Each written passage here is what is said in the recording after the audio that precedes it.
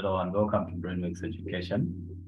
Today I want us to focus on civic education, most particularly just practically the whole paper, but we're going to do it in 3 segments.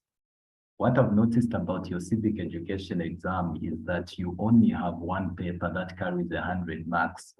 So you have to go big or go home. This is where your research skills are very imperative. You really have to be very good at research, very good at understanding a topic for you to be able to pass civic education. This isn't the time to be lazy. Please push yourself to study, to research, to understand. Most importantly, to research. Get your facts correct so that you can retain that memory and you'll be able to apply. You know, we learn by association. So you might do a lot of research, study vastly, and you never know that the thing that you might research may actually come in the exam, and you can get your credit or your merit or your distinction in the final exam towards your goal, towards civic education. So today we're going to focus on the first 20 questions, the MCQ. Please make sure you read and understand the question before you attempt. And answer this question with me. So I've made a little bit of comments. So I'm going to send this document in Word so that you can go through the comment sections that I made in this Word document. So let's go. So question one reads, the National Constitutional Conference was established under the National Constitutional Conference Act 19 of 2007. What was the function of the National Constitutional Conference? So the National Constitutional Conference, here we have some key words here. Let me just read that out for you. So in this act, unless the context otherwise requires you to adopt, so you're trying to adopt in relation to the draft constitution, means to examine, debate, agree, and submit to the minister in advance with this act the provisions of the final draft constitution or part thereof to be submitted. So what are the key words here? Examine, debate, agree, then submit. So you're trying to make suggestions. So which option here has those keywords? Examine, debate, and adopt proposals to alter the constitution. Therefore, here, our answer here is going to be C. I can't seem to highlight. So just get a paper and just start writing down. So question number 1 here, the answer is C, to examine, debate, and adopt proposals to alter the constitution. So here, Twashala was born in Angola and assumed the citizenship of that country. So you are born. This rule of citizenship is based on the place of birth. Most particularly, if the examiner tries to twist this question, this is actually known as the rule of jus soli, the rule of jus soli. So which electoral system makes the voters often have little or no contact with the people who represent them? So here the answer is the answer is a single member. So it's not a mixed proportional or proportional representative system, but it's a single member. Either is it majoritarian? If you take an account into the majority, it means the voters or the people who represent them are actively involved. But if it's just a single member plurality system, so this is actually called the FPTP, first past the post system. So the winner is the candidate with the most votes, but not necessarily the absolute vote of the vote. So it's not entirely the absolute of the voters. So our answer here would be D for question 3. Single member plurality system. So here, question 4.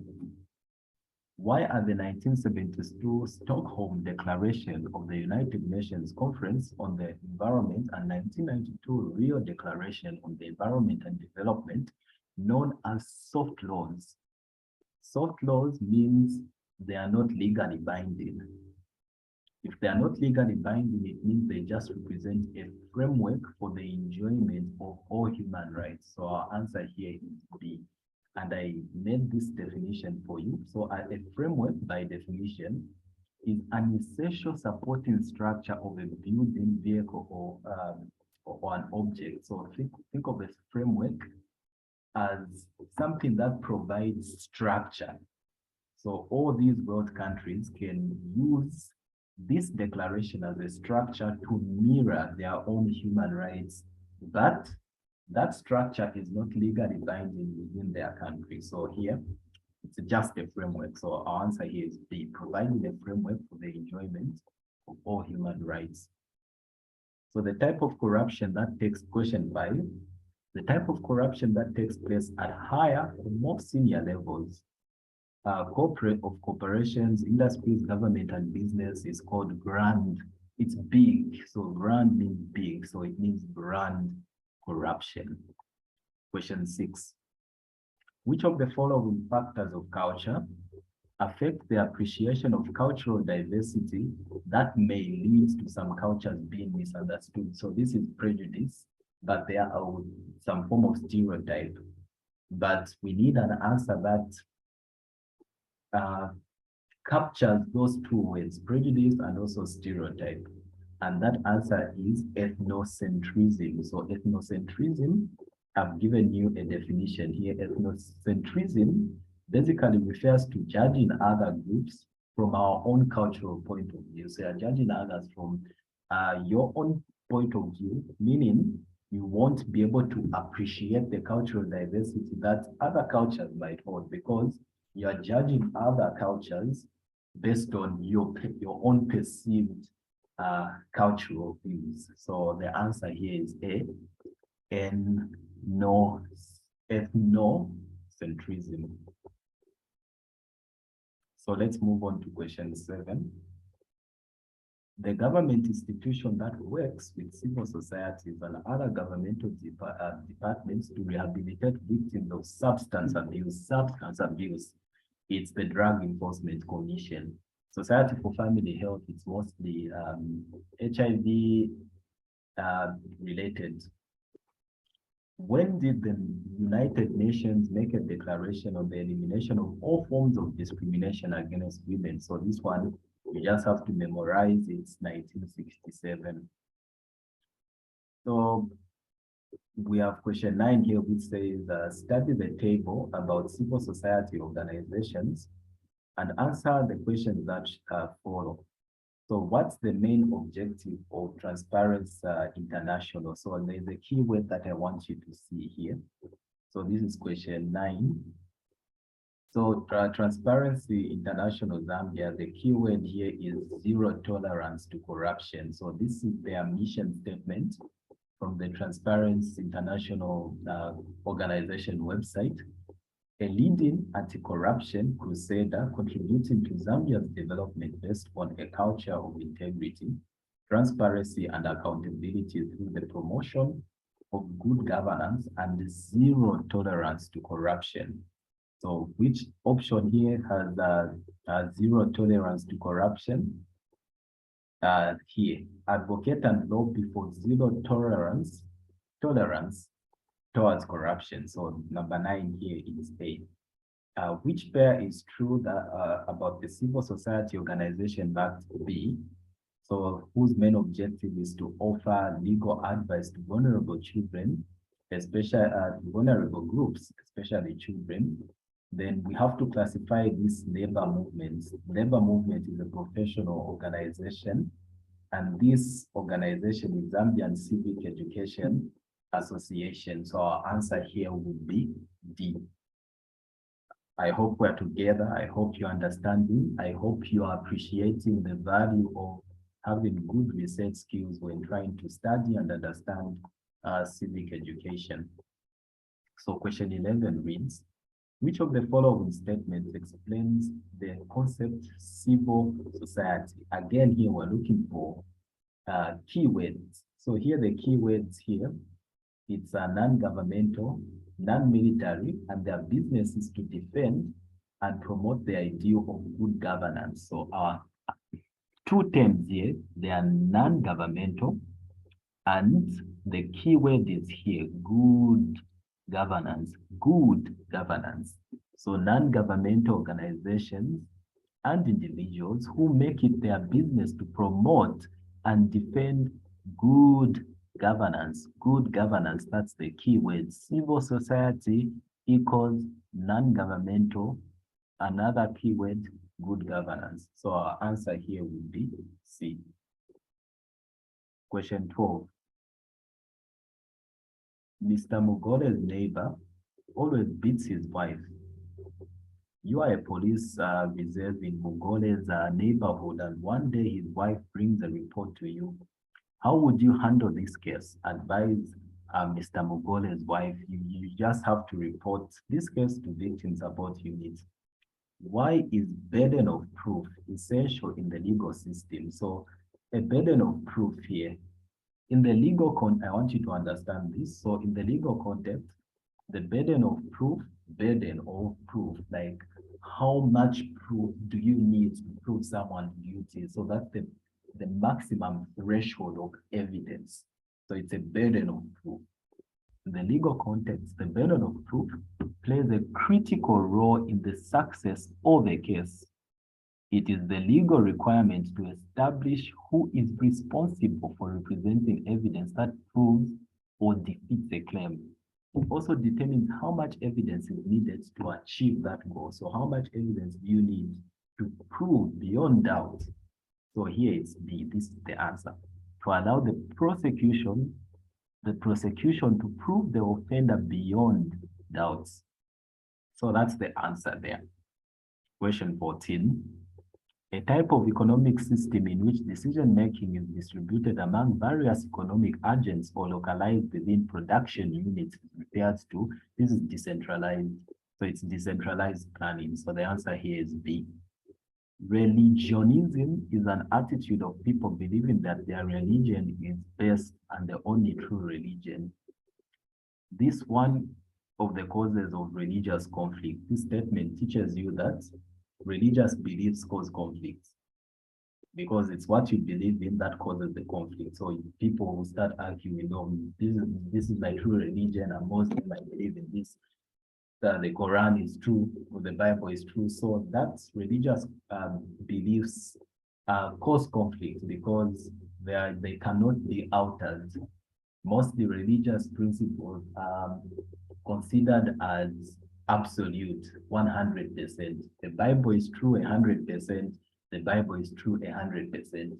If the Quran is true 100%, it's true 100%. If the Torah is true 100%, 100%. So those religious beliefs are absolute. And if you go against someone's religious beliefs, you cause conflict. So religious beliefs cause conflict. So which of the following is the best way of addressing child abuse? So you have to report to the police. Question 17. The United Nations Convention Against Human Rights is one of the most recent human rights instruments to be recognized by the United Nations General Assembly. The following are the main areas covered by this instrument except investigation. So let's read further here, question 17. So based on recognition of this fact, member states negotiated the United Nations Convention Against Corruption, which covers 5 main areas: so prevention, criminalization, and law enforcement measures, international cooperation, so that's cooperation, asset recovery, technical assistance, and information exchange, but it does not take into consideration of investigation. So except our answer would be C. Zulu, a young boy, became a soldier and was taken away from his family after the Civil War. He was brought back to his family. This is referred to as family reunification. So UNESCO defines family reunion or reunification as the process of bringing Together family members, particularly children, spouses, and elderly parents, elderly dependents. So here, children in particular. So family reunification. Some small-scale farmers in Mungwe village have continued to be dependent on the government despite receiving subsidies, farming inputs. Which statement best evaluates the possible negative impact on government for not winning farmers from subsidies? So the government may fail to sustain inputs and end up in debts. Country X used different ways to calculate its gross domestic product, like its gross domestic product. Which of the following is not one of the ways in which gross domestic product may be calculated? So by definition, GDP is the monetary value of all finished goods and services made within a country during a specified period. It consists of calculating consumption, investment, government spending, and net exports. So here, value of all goods and services produced, that's under a specific time. Value of all goods and services exported under a specific time. Producers' income from a sale of goods and services, this is time constraint. Expenditure on goods and services at the time of sale. So this one here at the time of sale, it's wrong because you have to calculate GDP at the end of all sales. So not just at the time of sale. So our answer here will be A. So I want you to research, argue with my answers, go in depth. Good luck in your exam. You can do this. You just have to put in the effort. You just have to study. Once again, this has been Brainworks Education. Thanks for the support. I will see you in the next video.